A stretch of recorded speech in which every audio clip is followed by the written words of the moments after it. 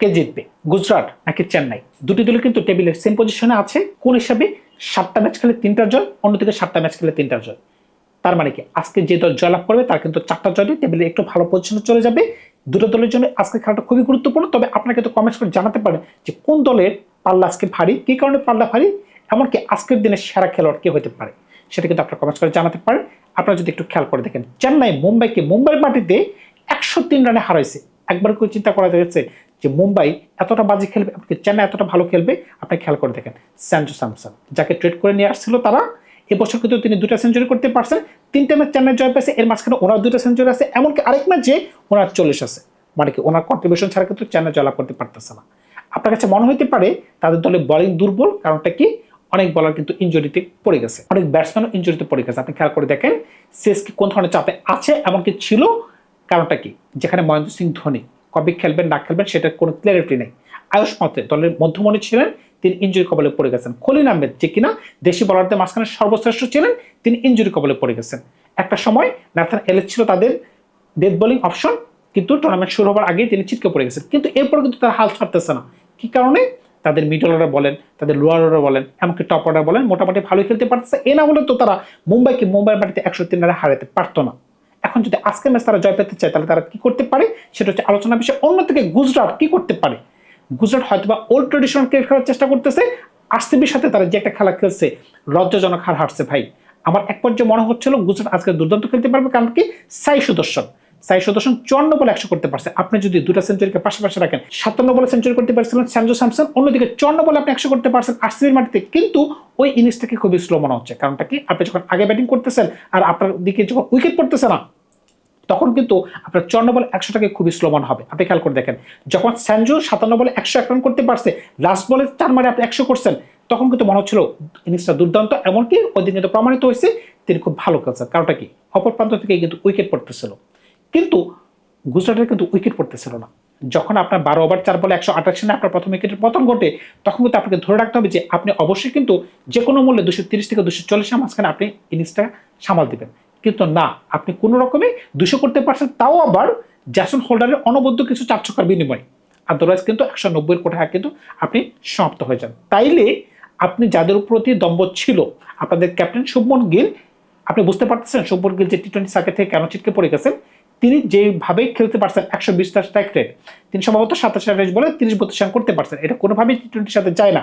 অন্যদিকে দলের অন্যতম মধ্যমণি গত সিজনে যে কিনা দুর্দান্ত ছন্দে ছিলেন জস বাটলার, তিনিও কিন্তু ওই ধরনের ছন্দে নাই। হয়তোবা তিনি 20-25 রান করতে পারছেন, কিন্তু তার স্ট্রাইক রেট 140-এর ঘরে বা 150-এর ঘরে হতে পারে। আপনি খেয়াল করে দেখেন 4 নম্বর পজিশনে কাকে নামানো হয়েছে? ওয়াশিংটন সুন্দর। এটা একটা বাজে সিদ্ধান্ত ছিল। আপনি কি মনে করেন ওয়াশিংটন সুন্দর জ্যাসন হোল্ডারের থেকে বড় হিটার? এটা কিন্তু প্রমাণিত হয়ে গেছে। জ্যাসন হোল্ডার কিন্তু অল্প বলে ওনার থেকে বেশি রান করছে, এমনকি তার স্ট্রাইক রেট যথেষ্ট পরিমাণ ভালো। এখন ওল্ড ট্রেডিশনাল ক্রিকেট কিন্তু এখন আইপিএলে চলে না ভাই। আপনি যত কথাই বলেন, আপনি যদি 2008 সালে বিরাট কোহলি দেখেন আর 2026 বিরাট কোহলি দেখেন, বিস্তর তফাৎ খুঁজে পাবেন। কারণটা কি? বিরাট কোহলি 2008 সালে 103 স্ট্রাইক রেটে খেলতো, 103, বর্তমানে খেলতেছে 175। সুতরাং বুঝতে পারতেছেন ক্রিকেটটা কোন জায়গা থেকে কোন জায়গায় চলে গেছে। মানে কি? আপনি যত সময় যাবে আপনি হয়তো চিন্তা করতে পারতেন 2022 সালে এই গুজরাট যে ফর্মেটে খেলতে পারতো 2022 আর 2026 মাঝখানে বিস্তর তফাৎ। কারণটা কি? আপনি খেয়াল করতে 2022 সালে 150 থেকে 160 রান নিয়ে কয়টা ম্যাচ জিতে গেছে। সানরাইজ হায়দ্রাবাদ তো অনবরত 130-এর কোঠায় ম্যাচে তারা জিততে পারতো। কারণ কি? ভুবনেশ্বর কুমার, 3-8 জন, এমনকি রশিদ খান মিলে এরকম একটা বোলিং করতে পারতো, এমনকি উইকেটগুলো এরকম হয়তো করতে পারতো। এমনকি চেন্নাইয়ের মাটিতে তো 150 রান নিলে তো চেন্নাই হেসে খেলে ম্যাচ জিতে যেত। কারণটা কি? স্পিনিংটাকে রান করা যাইতো না। কিন্তু এখন কিন্তু সবকিছু পাল্টে গেছে। এখন কিন্তু টি20 ক্রিকেটে এরকম হয়েছে, আইপিএলও কিন্তু ফরওয়ার্ড হয়ে গেছে। সকল পিচ কিন্তু ব্যাটিং পিচ। কারণ ব্যাটিং পিচ আপনি রান করতে পারতেছেন না। এমনকি আপনার দলের মেইন বলার, আপনি যদি খেয়াল করে দেখেন রশিদ খান, আমি গুজরাটের কথা বলতেছি, রশিদ খান যেখানে 4 ওভারে 50 রান খায়, হ্যাঁ 2টা উইকেট টেনে নিতে পারছেন, কিন্তু যদি আপনি 50 রান দেন তাহলে কিভাবে সম্ভব? প্রসিদ্ধ কৃষ্ণ 2 ওভারে 30 বা 32 রান দিয়েছেন, এরপরে আপনার বোলিং আসতে পারতেছেন না। রাবাডা 4 ওভারে সম্ভবত 50-এর কাছাকাছি রান দিয়েছেন। আপনি কোন ধরনের বলার?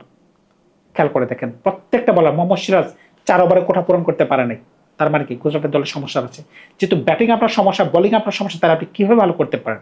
আপনি হয়তো বা কালে ভূতে 1-2 ম্যাচ জয়লাভ করতে পারেন ইন্ডিভিজুয়াল কোনো পারফরমেন্সের জন্য। আদারওয়াইজ আজকে কিন্তু চেন্নাই পাল্লা ভারী হতে পারে। কারণটা কি? চেন্নাই কিন্তু ভালো বোলিং করতে পারতেছে। আপনি যদি চেন্নাই বোলিং খেয়াল করে দেখেন, হয়তো আপনি বলতে পারেন খলিল আহমেদ ছিটকে পড়ে গেছে, যাই হোক, কিন্তু নূর আহমেদ, এমনকি আকিল হোসেন এর আগের ম্যাচে মুম্বাইয়ের মাটিতে যে ধরনের বোলিং করতে পারছে, আকিল হোসেন 4টা উইকেট নিতে পারছেন, 17টা ডট বল। আপনি চিন্তা করতে পারতেছেন 24টা বলের মাঝখানে যদি একটা বলার 17টা না 14টা ডট বল দেয়, তাহলে তিনি কোন ধরনের বোলিং করছেন। সেই সাথে নূর আহমেদ 2টা উইকেট নিতে পারছেন, ইকোনমি 6, 4 ওভারে তিনি 24 রান দিয়েছেন, 2টা উইকেট নিতে পারছেন। দুইজনের মাঝখানে যদি 6টা উইকেট যায়, তাদের মাঝখানে কোন ধরনের কম্বিনেশন রয়েছে। সেই সাথে জিমি ওভারটন ভালো বোলিং করতে পারতেছেন, সাথে আংশুল কম্বোজ ভালো বোলিং করতে পারতেছেন, এমনকি গুরপ্রীত সিং তিনি ভালো বোলিং করতে পারতেছেন। মুকেশ চৌধুরী তিনিও ভালো বোলিং করতে পারতেছেন। মুকেশ চৌধুরী সম্ভবত ওই দিন পাওয়ার প্লের মাঝখানে 4টা ওভার তিনি করে ফেলছেন। এই কারণে কিন্তু গুরপ্রীত সিং 13 থেকে 14 ওভারের সময় তিনি বোলিং করতে আসতে পারছেন, এমনকি আংশুল কম্বোজও 9 থেকে 10 ওভারের সময় প্রথম ওভার করতে পারছেন। এটা কিন্তু দলের জন্য একটা প্লাস পয়েন্ট। আপনি খেয়াল করে দেখেন, চেন্নাই কিন্তু একটা সময় দীপক চারকে এভাবে ইউজ করতে পারতো। এখন কিন্তু চেন্নাইয়ের পাল্লা ভারী মনে হচ্ছে, কি কারণে? চেন্নাইয়ের ব্যাটিং কিন্তু ভালো, বোলিং তো অবশ্যই ভালো, বোলিং তো আপনারা বুঝতেই পারছেন। আকিল হোসেন, নূর আহমেদ, আংশুল কম্বোজ, গুরপ্রীত সিং, এমনকি আরো 2 একজন আছে। উপর দিকে যদি আপনি ব্যাটিং খেয়াল করে দেখেন, একটাই সমস্যা আছে, তাদের ক্যাপ্টেন ঋতুরাজ গায়কোয়াড় কিন্তু ওই ধরনের ছন্দে নেই। তিনি কি কারণে স্লো খেলতেছেন আমি সেটাই বুঝতে পারতেছি না। নিচের দিকে কিন্তু ব্যাটসম্যান আছে, ভাই এত ব্যাটসম্যান তো লাগে না, যদি খেলতে পারেন 5 থেকে 6 জন ব্যাটসম্যান মোর দেন এনাফ। আপনি সানরাইজ হায়দ্রাবাদকে দেখেন, সানরাইজ হায়দ্রাবাদে কিন্তু 5 থেকে 6 জন ব্যাটসম্যান, কিন্তু মোটামুটি কিন্তু তারা এখন কিন্তু একটা ভালো ছন্দে চলে আসছে। কারণটা কি? ব্যাটসম্যানের মাঝখানে কনফিডেন্স দরকার। আপনি যদি মনে করেন যে না আমি টুকটুক করে খেলবো, টুকটুক করে বর্তমান টি20তে আপনি কিছুই করতে পারবেন না। খেয়াল করে দেখেন যেভাবে স্যামসন খেলতে পারতেছে, স্যামসন কি করতেছে, যেদিন খেলতে পারতেছে ওই দিনই সেঞ্চুরি, এমনকি একটা বড় ইনিংস। এটা কিন্তু দলের জন্য একটা প্লাস পয়েন্ট। সেই সাথে যদি ঋতুরাজ গায়কোয়াড় যদি তাকে একটু ভালো সঙ্গ দিতে পারে, তাহলে কিন্তু দলটাকে ভালো দেখা যায়। আয়ুষ মাত্র যেহেতু চলে গেছে, এখন আয়ুষ মাত্রকে নিয়ে কান্নাকাটি করে লাভ নেই, কিন্তু সরফরাজ খান কিন্তু এবছরের স্যাংশনার একটা পিক আপ ছিল। গত বছর কিন্তু আইপিএল তিনি খেলতে পারে, কিন্তু এবছর তিনি ভালোই খেলতে পারতেছেন। 3 নম্বর যদি হয়ে যায়, 4 নম্বরে ডুয়েল ব্রাভিস, ভাই তিনি কিন্তু ছক্কার মেশিন। যদি একটু ভালো পিচ তিনি পান, আর যদি তার ব্যাটের সামনে যদি বল পড়ে, তিনি কিন্তু প্রত্যেক বলে কিন্তু ছক্কার জন্য যাবেন, এমনকি এটা দলের জন্য একটা পজিটিভ দিক। 5 নম্বরে শিবম দুবে, 6 নম্বরে কার্তিক শর্মা, যে কার্তিক শর্মাকে সিএসকে 14.2 CR রুপে দিয়ে কিনছে, এটা কিন্তু একটা ভালো পারচেজ ছিল। এখন তিনি দেখা যাক আজকের ম্যাচে তিনি কোন ধরনের খেলা খেলতে পারেন। 6 নম্বর যদি প্রপার ব্যাটসম্যান হয়ে যায়, তাহলে কিন্তু দলটা কিন্তু এতটা খারাপ লাগতেছে না। কারণ কি 7 নম্বরে জিবি ওভারটন, সে কিন্তু প্রপার অলরাউন্ডার। আমরা কিন্তু ইংল্যান্ডের হয়ে তাকে দেখতাম, টেস্ট ম্যাচে বলেন, ওডিআই ম্যাচে বলেন, কিংবা টি20তে বলেন, তিনি কিন্তু ভালো খেলতে পারতেছেন। এমনকি এবছর আইপিএলে তিনি বল করে একটা ম্যাচ জিতাইছেন, ব্যাটিং করে একটা ম্যাচ জিতাইছেন, এটা কিন্তু এত বেশি খারাপ না তার পারফরমেন্স। 8 নম্বরে আকিল হোসেন কিংবা নূর আহমেদ, এটা একটা অপশন হতে পারে। আকিল হোসেনকে আপনার ইম্প্যাক্ট সাব খেলাতে পারতেছেন, যদি আপনি নূর আহমেদকে খেলার 8 নম্বরে 9, 10, 11তে আংশুল কম্বোজ, গুরপ্রীত সিং, মুকেশ চৌধুরী কিন্তু ভালো বোলিং করতে পারতেছেন। তাহলে কিন্তু আপনি ইচ্ছা করলে কি করতে পারতেছেন দেখেন, আপনার ইম্প্যাক্ট সাবে 3টে অপশন খোলা। কিভাবে? আপনি ম্যাথিউ শট একটা অপশন খোলা আছে, আপনি আকিল হোসেনকে একটা অপশন খোলা রাখতে পারতেছেন, এমনকি ম্যাট হেনরির জন্য একটা অপশন খোলা রাখতে পারতেছেন। আপনার যদি মনে করেন যে না পিচ থেকে এক্সট্রা বাউন্স উৎপন্ন হচ্ছে বা সুইং হচ্ছে, আপনি কিন্তু ইচ্ছে করলে ব্যাট হ্যান্ড্রিকে ঢুকাইতে পারতেছেন। আপনি যদি মনে করতেছেন না উপর থেকে আমার ব্যাটিংটাকে আরো স্ট্রং করা প্রয়োজন, বা উপর থেকে উইকেট পড়ে গেছে, ব্যাট হ্যান্ড্রিকে আপনি ঢুকাই দিলেন, না ম্যাথিউ শটকে আপনি ঢুকাই দিলেন। আর যদি মনে করেন যে না স্পিনিং ট্র্যাক নূর আহমেদের সাথে সঙ্গ দেওয়ার জন্য আকিল হোসেনকে প্রয়োজন, আকিল হোসেনকে আপনি ঢুকাইতে পারতেছেন। এটা কিন্তু চেন্নাইয়ের জন্য একটা ভালো একটা সুবিধা হয়ে যাচ্ছে। আপনি অন্যদিকে যদি আপনি গুজরাটের কথা বলেন, দলে আপনি কোনো ধরনের পরিবর্তন করতে পারবেন না। সর্বোচ্চ পরিবর্তন আপনি গত ম্যাচে করে ফেলছেন। সর্বোচ্চ পরিবর্তনটা কি ছিল? গ্ল্যান ফিলিপসকে আপনারা ড্রপ করছেন, গ্ল্যান ফিলিপসের জায়গায় আপনারা জ্যাসন হোল্ডারকে ঢুকাইছেন। এটি একমাত্র পরিবর্তন। হয়তোবা তার জায়গায় টম ব্যাডরকে ঢুকাইতে পারতেন। টম ব্যাডরের থেকে তিনি বেশি কার্যকরী, কারণটা কি? তিনি 4 ওভার বোলিং করে মোটামুটি 30 করে রান দিতে পারছেন, এমনকি ব্যাটিংও তিনি ভালো করছেন। জ্যাসন হোল্ডারের কথা বলতেছি। অন্যদিকে তেমন কোনো পরিবর্তন কারণে আপনি যদি খেয়াল করে দেখেন, উপরে সাই সুদর্শন, শুভমন গিল, তারপরে জস বাটলার, 4 নম্বরে ওয়াশিংটন সুন্দর, 5 নম্বরে জ্যাসন হোল্ডার, 6 নম্বরে শাহরুখ খান, 7 নম্বরে রাহুল টিয়াটিয়া।